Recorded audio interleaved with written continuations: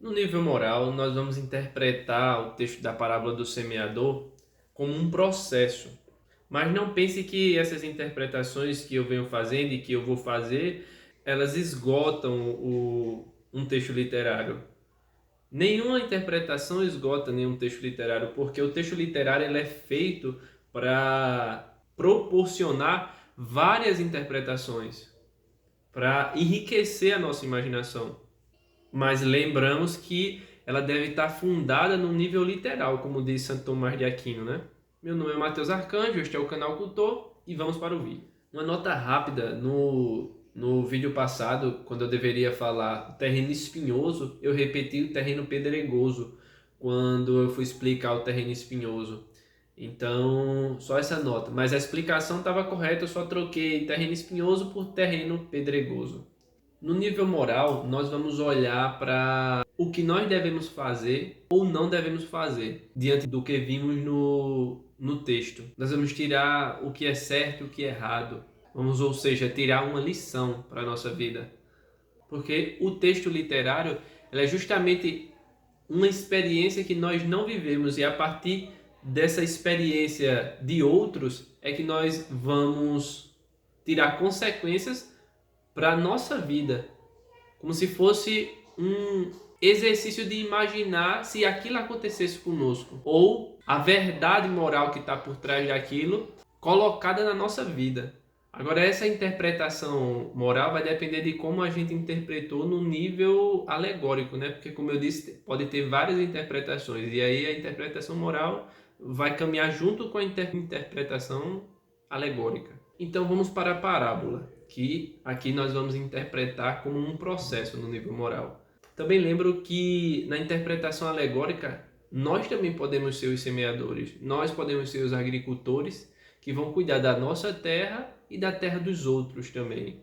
E isso seria os professores, no caso, né? Que continuam um processo pedagógico. Porque quem escreve um livro, o livro está ali. A pessoa que vai se esforçar e tentar entender o livro. Mas quando você tem um professor junto, aí o professor tem todo um método pedagógico para fazer com que essa semente dê o fruto. E nessa interpretação, o professor tem um papel muito importante, porque é ele que vai ajudar para que dê esse fruto. Vamos agora para o terreno e os processos. O terreno à beira do caminho é justamente aquele que o professor precisa convidar, que é aquele caminho daquela pessoa que ainda não está interessado por aquele assunto, não está interessado por aquela semente, não está interessado para o cultivo, para a agricultura, no caso é a cultura. Então o professor é justamente aquele que vai convidar, porque não adianta o professor querer colocar o conteúdo na cabeça do aluno, porque não adianta, não funciona. Santo Agostinho vai dizer que o professor, o mestre, é aquele que convida a conhecer a verdade. Não tem como o mestre dar a verdade para a pessoa, fazer a pessoa mostrar a verdade para a pessoa. Ele convida o aluno a procurar dentro de si a verdade. E aí, nesse início, o terreno à beira do caminho é justamente esse terreno no qual ainda não se está a fim de conhecer aquilo. E o professor vai jogar aquela semente e aquela semente vai ser um chamado. Se não, o que o professor disser sobre o conteúdo vai entrar por um ouvido e sair pelo outro. E eu lembro que a semente, ela engloba tudo aquilo que está relacionado a aprender e a se desenvolver. Então, o aluno, aquela pessoa que ouve, que vê, que está aprendendo, ela precisa se interessar, ela precisa querer aprender. E aí, ao passo, quando ela quer aprender, quando ela começa a dar o primeiro passo de querer, tem o primeiro ato de vontade, aí ela deixa de ser o terreno à beira do caminho. Mas não para por aí, né? E aí, quando a pessoa vê algo, se interessa, nasce o interesse de querer aprender aquilo, e ela dá esse passo inicial, procura um livro, procura uma pessoa, procura um curso para aprender, para começar, mas ela não quer seguir a disciplina necessária, o método necessário para aquilo que ela está estudando, ou seja, obedecer às regras para dominar aquele conteúdo, aquela habilidade, chegar ao conhecimento daquela verdade. Essa pessoa é aquela que age só pelo entusiasmo e ela não está começando a aprofundar essa semente. Ou seja, ela é a terra pedregosa. Por exemplo, alguém que começa a estudar, ler algum livro e ele só lê naquela empolgação, olha que legal, legal, legal. E ele não, em nenhum momento ele para meditar, em nenhum momento ele para tentar entender o que aquele autor está dizendo numa profundidade maior. Ele não para tentar entender aquilo ali de verdade. Ele vai só lendo, lendo. Ah, eu li um livro. Acaba que, na verdade, ele começa e desiste. Na maioria das vezes. Quando não é aquela pessoa que, eu tenho que terminar esse livro. Termina o livro. Mas e aí? Não ficou nada daquele livro. Então, essa pessoa é a pessoa que tem um terreno pedregoso. Porque toda habilidade, todo conteúdo e toda verdade, ela precisa de uma técnica para chegar até ela.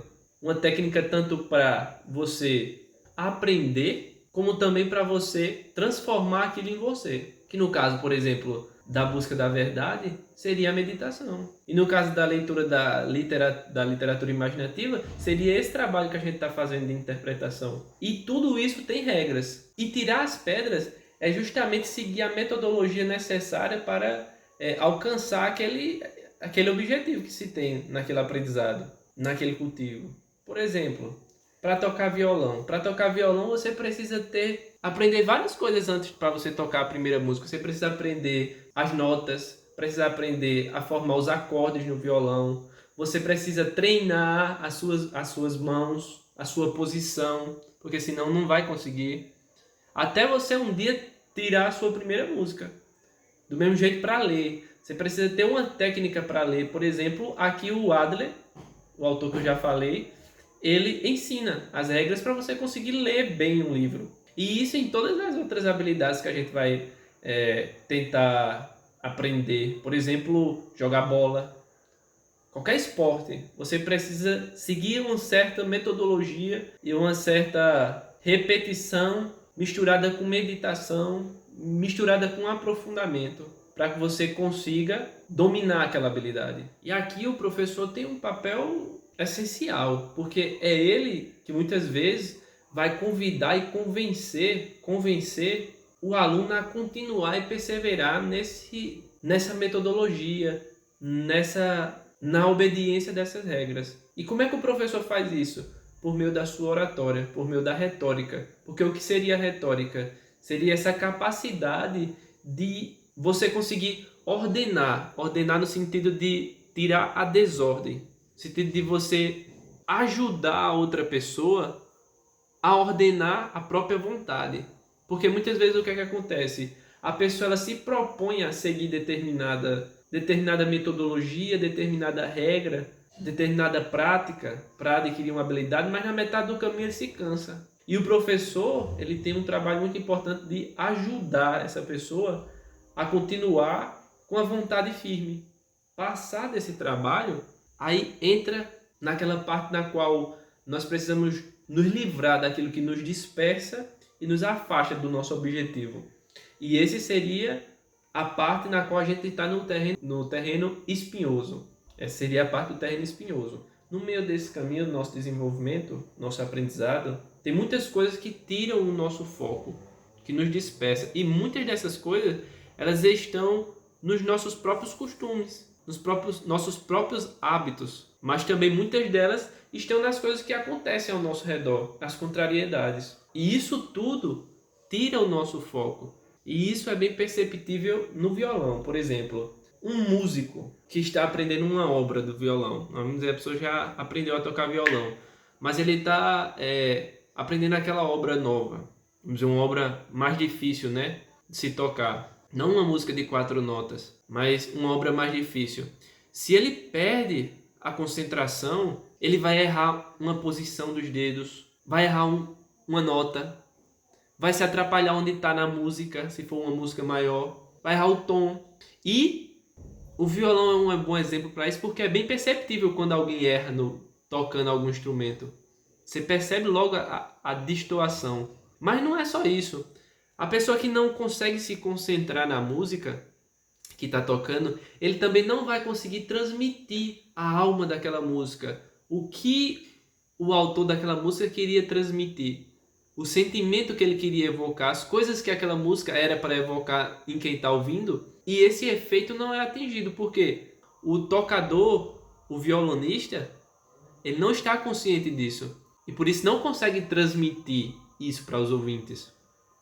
Mas o que seria a alma da música? E isso que eu acabei de falar, os sentimentos, as emoções, as paixões que aquela música deve causar, as ideias por trás daquela música, que o autor tinha colocado naquela música, e aí tudo está bem escrito por exemplo, na partitura daquela música. E aí o músico ele não vive, não sente aquilo para conseguir transmitir toda aquela delicadeza da música, e aí não produz o fruto que aquela música deveria causar, produzir. Tudo isso porque ele não conseguiu ter a concentração, a unidade, porque concentração está ligada à unidade necessária para isso. E aí nós precisamos aprender como vencer essa dispersão. Como se faz isso? Porque essa dispersão é justamente quando a gente perde a unidade. E isso atrapalha em todos os sentidos, principalmente na nossa vida. Porque você quer fazer algo, você tem um objetivo, mas você age de forma contrária àquele objetivo. E isso é uma dispersão. Isso mostra que há uma tensão dentro de nós, entre aquilo que almejamos e aquilo que acontece e nos atinge. E aí aquilo que nos atinge acaba levando nossos pensamentos, nossos sentimentos, nossas emoções, e a gente não consegue fazer bem aquilo que a gente queria fazer, ou até muitas vezes nem faz. E vários autores estudaram sobre esse tema, mas eu trago aqui como Agostinho apresenta, para que isso possa nos ajudar a ordenar isso. Isso renderia outro vídeo, isso renderia muita coisa, mas vamos resumir aqui, só para a gente entender e tentar interpretar essa parábola. Lembrando que a gente está falando da parábola. Para que fique claro, a gente está tentando o quê? Arrancar esses espinhos, porque essa dispersão, isso que nos dispersa é justamente esses espinhos. Como eu havia falado no outro vídeo, são as coisas que acontecem, que passa no jornal, são as notícias, são as fofocas, é a mensagem que chega no WhatsApp, é a notificação que chega no Instagram. Tudo isso é evento que nos dispersa. Como a gente vence isso, consegue viver com tudo isso e permanecer e conservar a unidade? Agostinho coloca isso, essa desordem, essa dispersão, como uma desordem no amor. Ele vai dizer que o amor ele tem a força de concentrar a nossa alma no amado. E é por isso que Camões vai dizer, né? Transforma-se o amador na coisa amada, por virtude do muito imaginar. E aí, como falei no vídeo passado, é preciso ter uma hierarquia de bens. E a gente amar o bem maior e assim ir amando do maior para o menor, no qual existe uma ordem que os outros bens estão interligados com o bem maior, central. E aí, com isso, Agostinho vai dizer, a gente não precisa condenar o prazer, a gente não precisa condenar essas outras coisas, elas só precisam estar ordenadas e no centro está o bem maior, que é, no caso, por exemplo, aquele nosso objetivo ali. O que é que a gente quer? Seria isso. E aí você conseguindo fazer isso, ordenar essa capacidade de amar e de amar o que é para ser amado, você consegue limpar esse terreno da dispersão, porque o amor vai focar a sua alma naquele objetivo que você quer atingir. E aí você vai ver a planta, que é o desenvolvimento. A planta seria o desenvolvimento, é aquele que aparece. É o desenvolvimento que você vai percebendo. E o fruto é justamente, por exemplo, no exemplo da música, a música bem tocada, a música bem vivida, a música que agrada o ouvido de quem escuta e agrada a própria pessoa que está tocando também, ou seja, com alma e expressão verdadeira. E no exemplo da vida, o fruto seria a felicidade, como já propôs Aristóteles, né? Todo homem deseja ser feliz. E o fruto seria justamente uma vida que fosse capaz de ser feliz, ou seja, uma vida bem vivida que proporciona a felicidade. Mas e aí, o que é felicidade? É isso? Dá muito pano para manga, né? E só dá para tratar em outros vídeos. Mas para aqueles que já têm alguma concepção de felicidade, ou até para aqueles que não têm, ou que não veem a felicidade como via Aristóteles, o fruto também seria a vida bem vivida, que leva à felicidade, como já dizia Aristóteles, né? E todo mundo busca a felicidade. E para aqueles que não conhecem ou que discordam de Aristóteles, isso é assunto para outro vídeo.